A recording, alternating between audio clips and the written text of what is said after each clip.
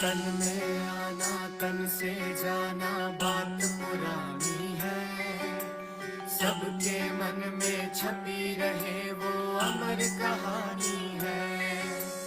तन में आना तन से जाना बात पुरानी है, सबके मन में छपी रहे वो अमर कहानी है, वो अमर कहानी है, हाँ अमर कहानी है। रत्न थे दादी आप यज्ञ के, रत्न थे दादी आप यज्ञ के, जग आपसे प्रेरणा पाएगा। एक सदी का आपका जीवन सदियों याद आएगा, एक सदी का आपका जीवन सदियों याद आएगा, एक सदी का आपका जीवन सदियों याद आएगा।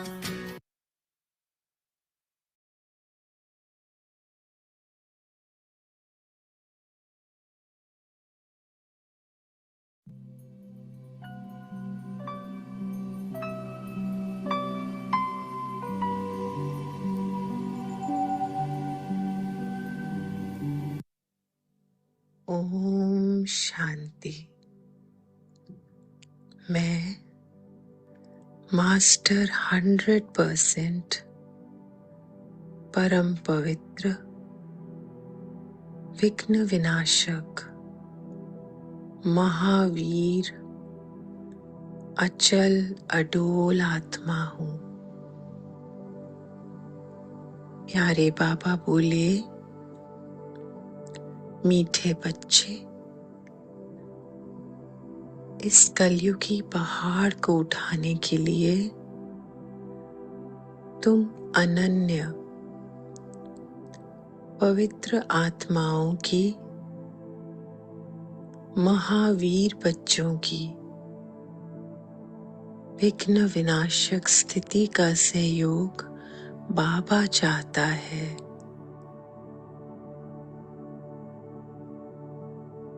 इस स्थिति द्वारा आप पवित्र प्रवृत्ति मार्ग की स्थापना का कार्य करने के निमित्त हो। प्यारे बाप दादा द्वारा चुने गए मार्ग द्वारा सभी निमित्त आत्माओं का सहयोग और साथ हर कार्य में लग रहा है। ये गर्भ संस्कार holistic IVF IUI divine birth के प्रोजेक्ट बाप दादा की छत्र छाया में सफलता की सीढ़ियां चढ़कर ऊंच शिखर पर शान से पहुंच रहे हैं। इसी के साथ निमित्त आत्माओं के कल्याण तथा सशक्तिकरण के लिए विशेष वैल्यूज के आधार पर विहासा के कार्यक्रम भी सफलतापूर्वक हो रहे हैं। प्यारे बाप दादा के संग श्रेष्ठ श्रीमत से श्रेष्ठतम कार्य हुआ ही पड़ा है। ओम शांति।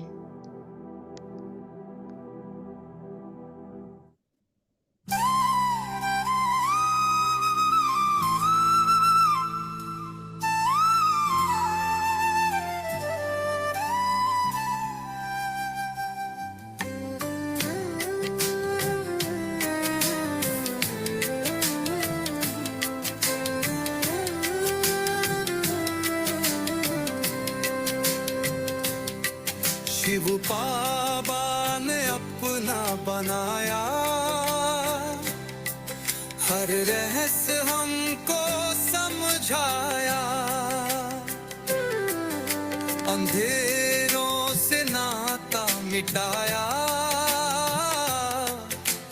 ज्ञान को दीपक जलाया। अब तो चलना है उस राह पे जहाँ ना कोई दर का साया, मन को शुद्ध सत्य को थामे, हर सांस में प्यार समाया। अब हमको तोवन बन के पावन दुनिया में जाना है, योग बल से सच्चे संकल्पों से दिव्यता को लाना है, आयुब गल से दिव्या जदम को लाना है।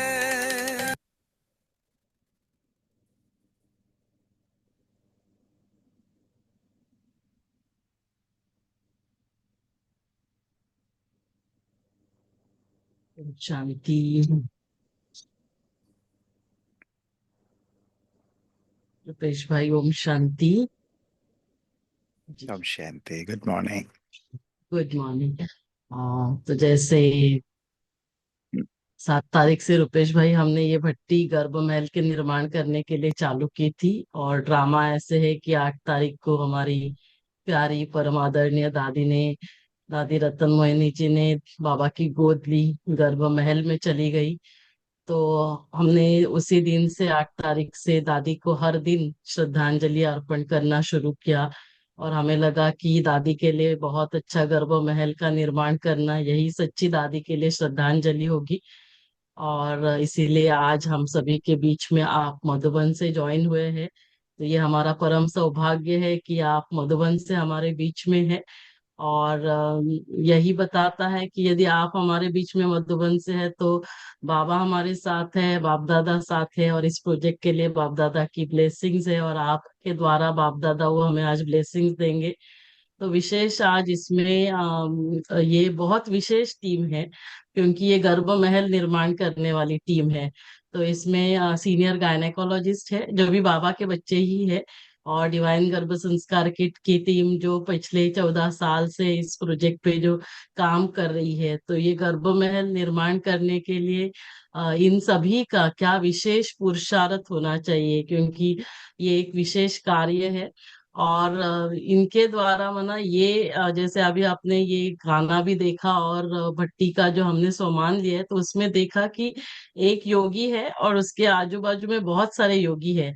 तो हर योगी का हमारा ये लक्ष्य है कि 9 लाख जो बीके योगी आत्माएं हैं जो एडवांस स्टेज जिन्होंने प्राप्त की है, ऐसे सभी को संकल्प आए कि योग बल से अभी मेरा अगला जन्म होना है। तब जाकर इन 9 लाख के संकल्प से 18 लाख जो माता पिता एडवांस पार्टी की आत्माएं जो ऑलरेडी रेडी है उन तक संकल्प पहुंचेगा कि हाँ, अभी हमें योग बल से देवी देवताओं को इस धरा पर लेकर आना है। इसके साथ साथ जब बीके तक ये पहुंचे, हमारे जो भी गर्भवती माताएं हैं, फैमिली मेंबर्स है, जो हमारे पैरामेडिकल स्टाफ, डॉक्टर्स के साथ पैरामेडिकल स्टाफ, गायनेकोलॉजिस्ट, नर्सेस, आशा, आंगनवाड़ी सेविका, इन सभी तक भी हम ये बाबा का संदेश पहुंचाए ताकि वो गर्भवती माताएं गर्भ महल का निर्माण कर सके। तो ये इसके लिए क्या विशेष पुरुषार्थ होना चाहिए, आप इसके ऊपर भी सभी को गाइड करेंगे, प्रकाश डालेंगे। ओम शांति। Thank you so much. ओम शांति। ओम शांति। बहुत बहुत शुक्रिया शुभदा बहन, और आपको और पूरी टीम को जो इस सुंदर बाबा के संकल्प को, बाबा जिस सृष्टि के निर्माण के लिए आए हैं उस कार्य के निमित्त बने हुए आप सभी आत्माओं को पहले ही साधुवाद, पहले ही धन्यवाद, जो इस ऐसे प्रोजेक्ट पे कार्य कर रहे जो वर्तमान में तो सभी को असंभव ही लगता है कलयुग में।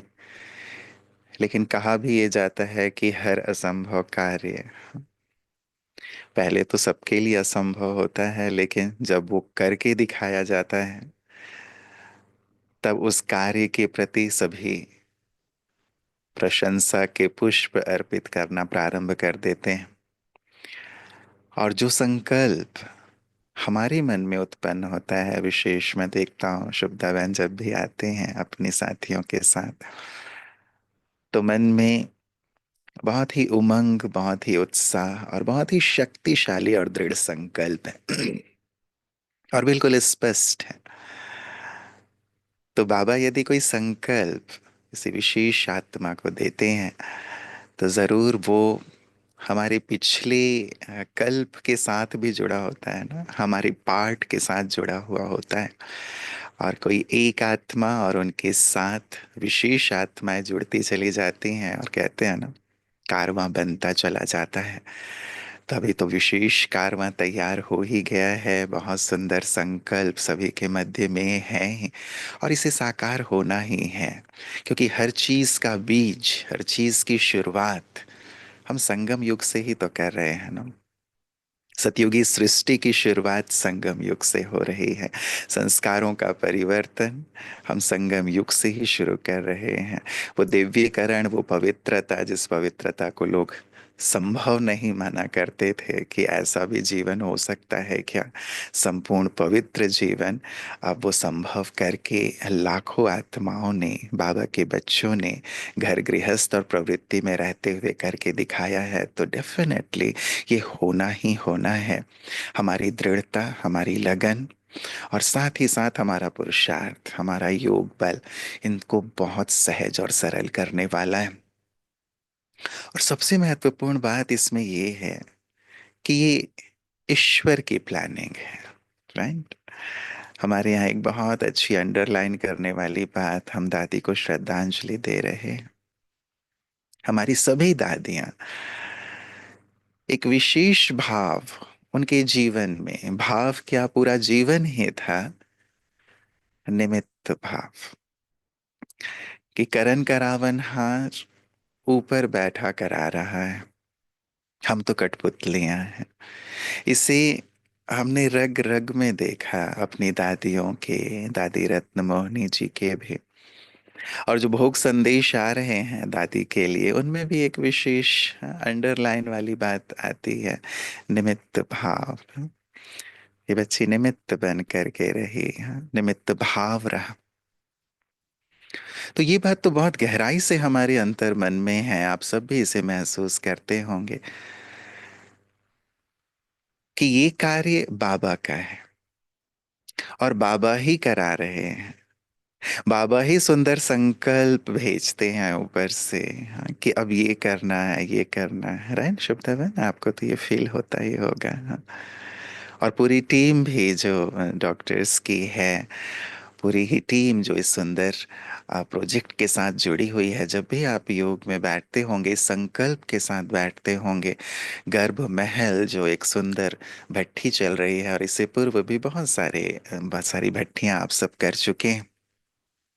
तो जब बाबा के सम्मुख बैठते हैं तो जो एक एक पॉजिटिव भाव आता है बाबा की तरफ से, जो सुंदर संकल्प आते हैं, उसे ही आप सब साकार कर रहे हैं। तो स्पष्ट है कि बाबा पूरी ही इस सुंदर प्रोजेक्ट के साथ, इस भट्ठी के साथ, आपके संकल्पना के साथ जुड़े हुए हैं, और हम बाबा के कार्य को कर रहे हैं। अब ये जैसे होता है सीढ़ी दर सीढ़ी चढ़ते चलना, वही कार्य हम सभी को करना है, और वो अनलॉक होते चलते हैं, वो हम जानते हैं। जैसे जैसे हम अपने इस कार्य में, अपने इस सुंदर प्रोजेक्ट में फोकस करते चलते, हम और ज्यादा गहराई में उतरते चलते हैं, तो वो सारी बातें स्पष्ट होती चलती हैं कि हमें कैसे करना है। तो बाबा करन करावन हार वो करा रहे हैं, हमें बस करते चलना है निमित्त भाव से। और हुआ ही पड़ा है। कल्प पहले भी हमने किया है, कल्प कल्प के हम विजयी हैं। तो इसमें भी हमें निश्चित रूप से विजय प्राप्त होनी ही है, बस हमें करते चलना है, हुआ ही पड़ा है। दादियों का ये स्लोगन भी था, हम भी इसे बस कार्य को करते चलें। तो दादी विशेष करके जैसे इस निमित्त भाव लेकर चलते थे, हम अपने अंदर उस सुंदर निमित्त भाव को लाएं। तो मैं अब दादी के लिए जो सुंदर मैसेजेस हैं उन सबको सुन भी रहा था, और रेडियो मधुबन में विशेष करके दादी चूंकि 101 वर्ष, एक सुंदर यात्रा दादी ने तय किया, तो हमारे सभी सीनियर्स के जो अनुभव रहे, तो उसके लिए भी एक सुंदर सा एक श्रृंखला बनाई गई थी, शक्ति वंदन करके। तो उसमें मधुबन की भूमिका निभाते हुए मुझे वॉइस ओवर देना था। तो दादी के लिए सभी ने जो सुंदर सुंदर बातें कही थी, वो सारी बातें ही सुन करके लगता था कि सचमुच कैसी सुंदर यात्रा रही है दादी की। और यदि 3 शब्दों में मैं उन्हें निचोड़ कर निकालूं, जैसे बाबा के 3 शब्द अंतिम थे, दादी के 3 शब्द अंतिम थे, तो दादी की एक बात नियमितता। मतलब जो भी कार्य बाबा ने कहे हुए हैं, जो दिनचर्या है, जो बाबा के जीवन के लिए बाबा ने जो धारणाएं बताई हैं, उन सब में नियमित रहना ये एक बहुत बड़ी शक्ति है ना। हम कभी करते हैं, कभी नहीं करते, कभी अमृत वेला हुआ, कभी मुरली हुई, कभी हाँ हमने योग पे ध्यान दिया, कर्म योग पे कभी नहीं दिया, कभी संध्या योग पे ध्यान दिया, नहीं दिया। कई कारणों से भी हो जाता है, लेकिन दादी के जीवन में वो नियमितता सतत बनी रही एक बहुत बड़ी शक्ति है, और हम सबके लिए भी प्रेरणा है कि हम नियमितता लाएं इस कार्य में भी, इस प्रोजेक्ट में भी जो लेकर के हम चल रहे हैं, बिल्कुल नियमित रूप से इसकी कंटिन्यूटी को बनाए रखना, अपने योग को, अपने संकल्पों को, वो गहराई लाता है। जैसे कहते हैं ना कि पानी की धार लगातार जब पत्थर पर गिरती रहती है, गिरती रहती है, गिरती रहती है, तो एक पत्थर भी सुंदर शिवलिंग का रूप ले लेता है। तो जब नियमित रूप से हम इस पर मनन चिंतन करते रहते हैं, नियमित रूप से इस पर योग की गहराई में उतरते रहते हैं, तो वो सूक्ष्मता आती चलती है और द्वार खुलते चले जाते हैं, जो इस कार्य को सहज भी करेंगे, और साथ ही साथ हमारे अंदर का जो विश्वास है वो और सुदृढ़ होता चलेगा। दूसरी चीज जो दादी की देखने में आई वो थी नियमबद्धता, नियमों के लिए बहुत डेडिकेशन। जो नियम बाबा ने बनाए हुए हैं, उन नियमों को, जिन्हें आप श्रीमत कहें, दिनचर्या के लिए हों या अन्य नियम हों, उनमें बहुत ही परिपक्व, खुद भी उन्हें करना और फिर दादी को देख करके औरों का करना। क्योंकि ये होता है ना कि हम कई बार ऐसा सोचते हैं या करते हैं कि हम कहते हैं, लेकिन वो हम कई बार नहीं कर पाते। लेकिन उन नियमों को करके दिखाना, ये दादी की बहुत सुंदर बात जीवन में देखने में आई कि करके सिखाना, नियमों के लिए समर्पण था। बाबा ने जो कहा वो मेरे जीवन का नियम बन जाए। और तीसरी महत्वपूर्ण बात जो दादी के जीवन में देखा, वो था न्यारापन।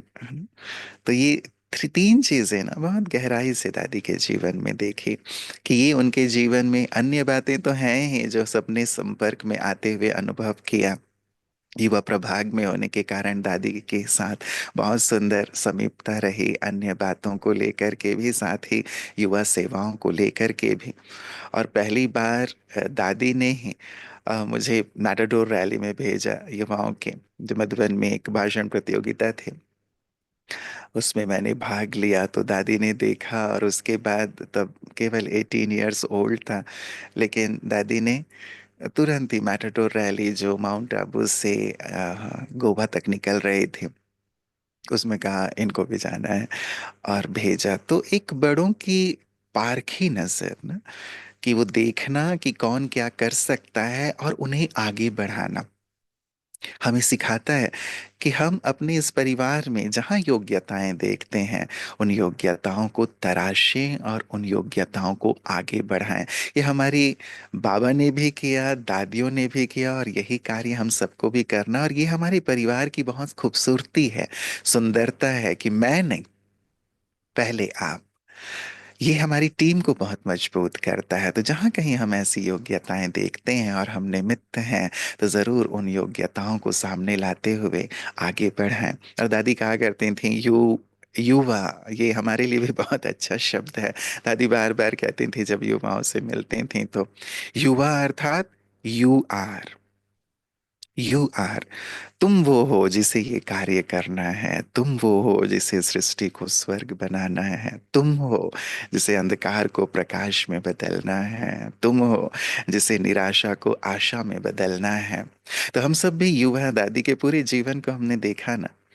युवा अर्थात क्या? एक यूथफुल स्पिरिट, जिसने उम्र पर जीत प्राप्त कर ली है, जिसने निराशाओं पर जीत प्राप्त कर ली है, जो बिल्कुल आशावादी है, ऊर्जावान है। तो इस युवा शब्द को हम अपने लिए ले लें।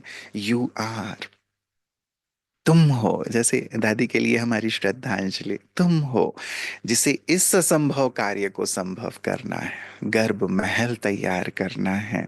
तुम्हें योग बल से ऐसी एक सृष्टि रचनी है, जिस सृष्टि की रचना, जिस सृष्टि की रचना के लिए परमात्मा आए हुए हैं, या जो शास्त्रों में वर्णित है, तुम्हें ये कार्य करना है। तो हम रिस्पॉन्सिबिलिटी लें। और जब हम रिस्पॉन्सिबिलिटी लेते हैं कि मैं हूं जो इस कार्य को अवश्य संपन्न करूंगा, और उसके लिए जो कार्य मुझे करना है वो मैं निश्चित रूप से करूंगा। दादी जब कभी भी आईवाईएफ में हम लोग थे, इंटरनेशनल यूथ फोरम में दादी मिला करती थी, तो निज ज्ञान पे जो हमें अपने पुरुषार्थ में लाना है, निज ज्ञान अर्थात आत्मा का बहुत ही गहरा अनुभव।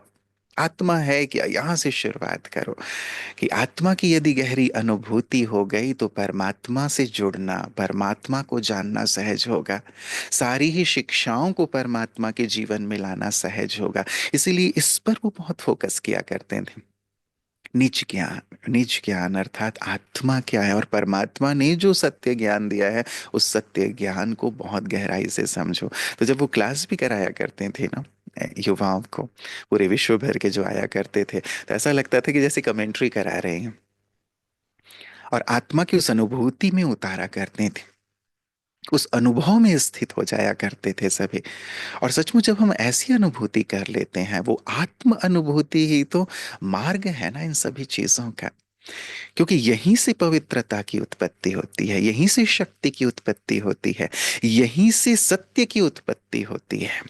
और यही तो वो स्थान है, यही तो वो उद्भव स्थल है कहें, जहां से हम गर्भ महल के निर्माण की ओर चल सकते हैं, जहां से ये सुंदर शुरुआत हो सकती है।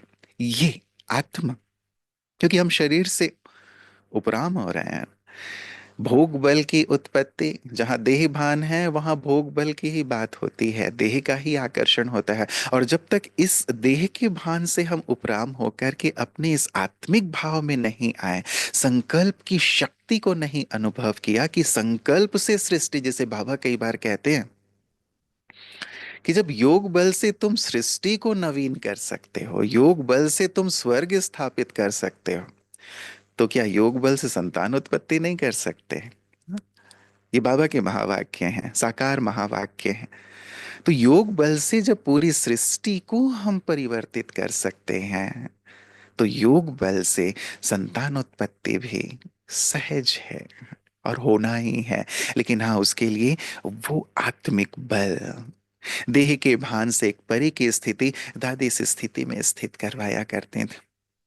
हम भी इस स्थिति की ओर गहराई से चलें, तो उनकी जो सुंदर शिक्षाएं हैं, उन शिक्षाओं को अपने जीवन में लाना, यही उनके लिए पुष्पांजलि है हमारी ना। तो पुष्पांजलि स्वरूप में 5 पर्ल्स, 5 पीस आपके पुरुषार्थ के लिए रख रहा हूं, जिन पर बहुत गहराई से चिंतन कीजिएगा।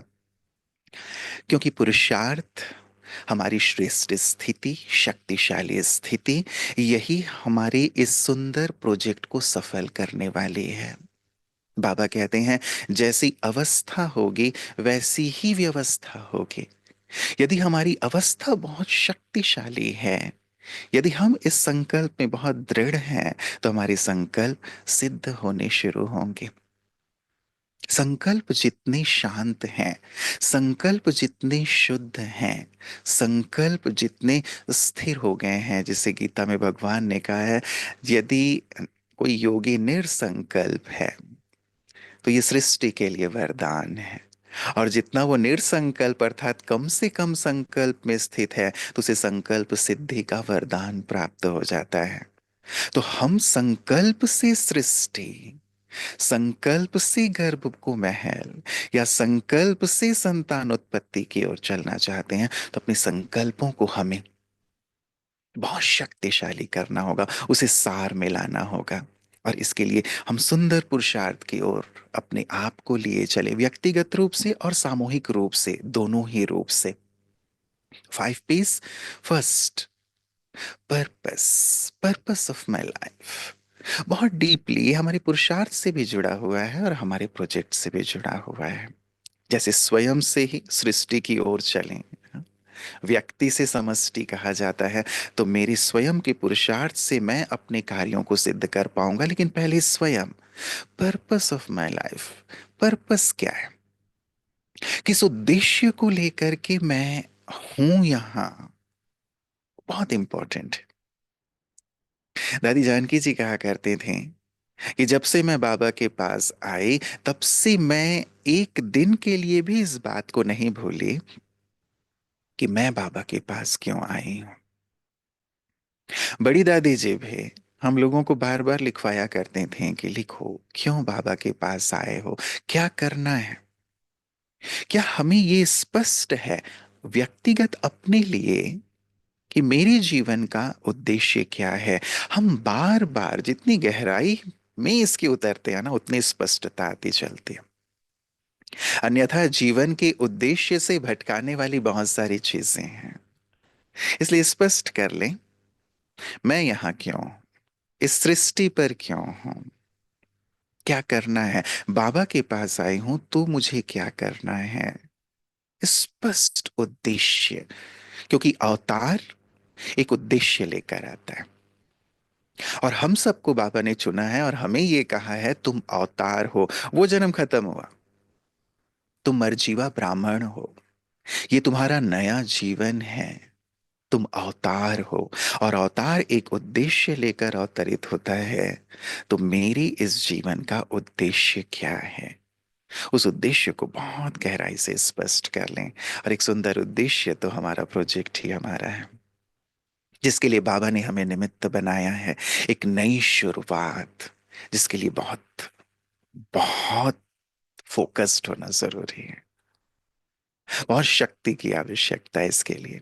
इसीलिए स्पष्ट अपने पुरुषार्थ के लिए, अपने स्थिति के लिए पर्पस क्या है, और इस प्रोजेक्ट के लिए भी फोकस। दूसरी बात, केवल पर्पस का क्लियर होना, उद्देश्य का क्लियर है नहीं स्पष्ट जरूरी नहीं है। उसे तो हम बहुत गहराई से रोज इस पर कम से कम ना अपने आप को हम 10 मिनट, 15 मिनट, आधे घंटे जरूर दिया करें। और एक डायरी ही यदि बना लें, जो लक्ष्य है उस लक्ष्य के अनुसार ही हम चल रहे हैं। मैं कौन हूं ये जानना पहला पार्ट भी है और हमारा अंतिम पार्ट भी है। तो कितना गहरा है, आप विचार कर सकते हैं इस पे, है ना। अपने आप को जानना भी एक बड़ा उद्देश्य ही है ना जीवन का, कि समझता चलूं, जानता चलूं आखिर मैं हूं कौन, और मेरा पूरे ही कल्प में पार्ट क्या रहा है। जब इसे समझ लेते हैं ना, तो एक स्थिरता आ जाती है, बिल्कुल फोकस्ड हो जाते हैं हम, फिर विचलन नहीं रहती, फिर अपने उद्देश्य से भटकाव नहीं होता, लक्ष्य स्पष्ट होता है। दूसरा पे, यदि पर्पस स्पष्ट हो जाता है और हमने उसे स्पष्ट कर लिया है, उस पर्पस को या लक्ष्य को, अपने उद्देश्य को प्राप्त करने के लिए एक प्लानिंग भी हमारे पास अवश्य होनी चाहिए।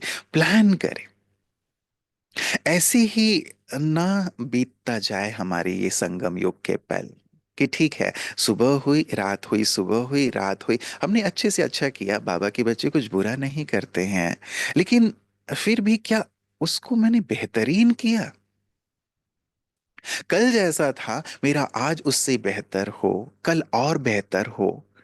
जो उद्देश्य है हमारा, हम एक एक कदम उसकी ओर और आगे से आगे बढ़ते चलें। ये प्लानिंग से ही संभव हो पाता है। यदि प्लानिंग नहीं है तो फिर हम किस दिशा में चल रहे हैं, वो एक संतोषजनक, या फिर हम उस उद्देश्य तक पहुंच पाए, उसमें थोड़ा सा डाउट होता है। क्योंकि एक टाइम बाउंड होना जरूरी है ना। इसीलिए प्लानिंग या पर्पस के लिए कहा जाता है स्मार्ट होना, स्मार्ट प्लानिंग हो।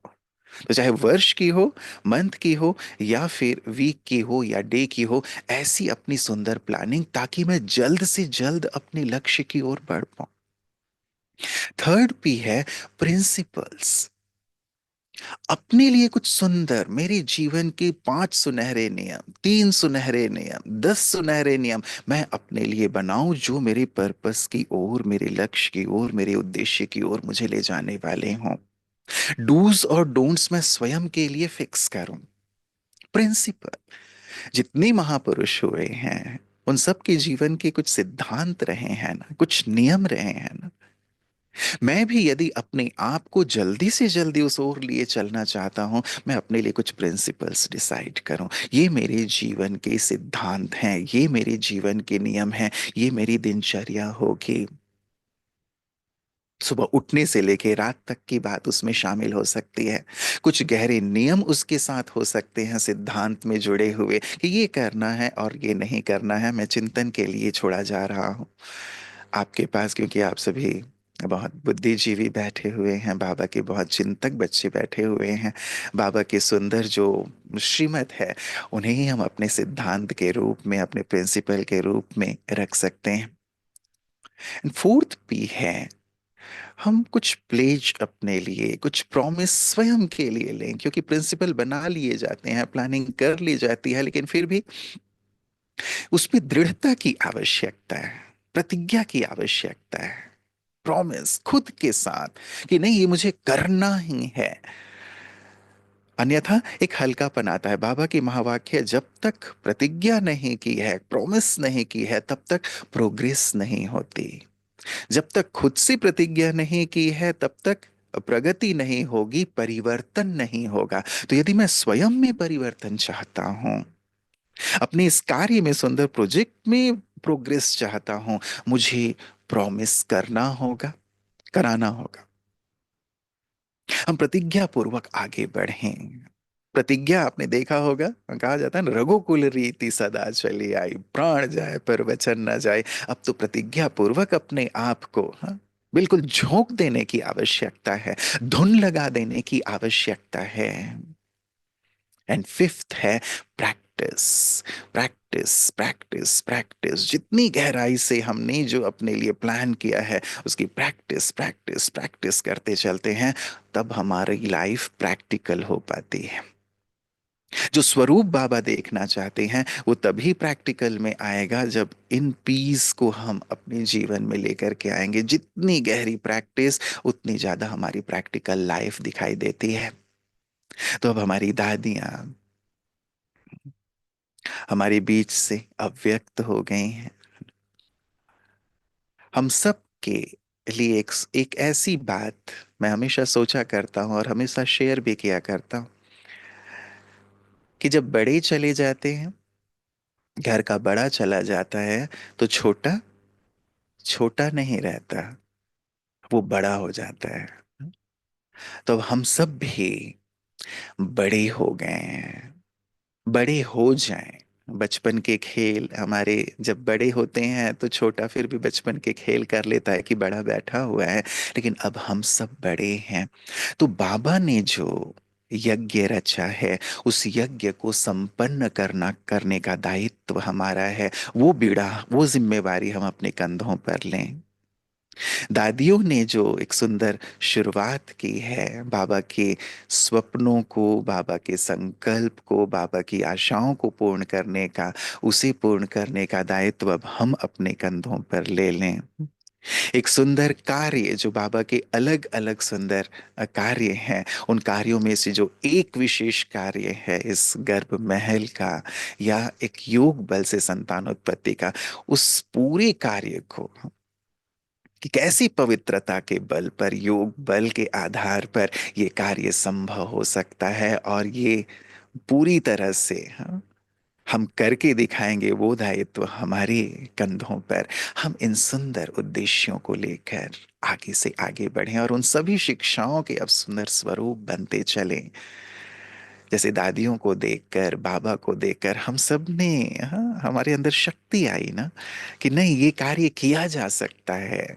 ज्ञान संभवतः मैं समझता हूँ सभी के साथ ये हुआ है, कि ज्ञान पहले पहले समझ में नहीं आया, लेकिन जब हमने अपने बड़ों को देखा, बाबा को देखा, दादियों को देखा, निमित्त आत्माओं को देखा, उनके जीवन को देखा, उनकी धारणाओं को देखा, उनके चाल चलन व्यवहार को देखा, तो हमारे अंदर एक विश्वास पैदा हुआ कि नहीं, ये संभव है, ये किया जा सकता है।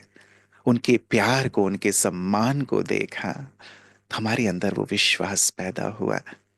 अब वही अपने चलन और चेहरे से सेवा करने का दायित्व हमारे ऊपर है।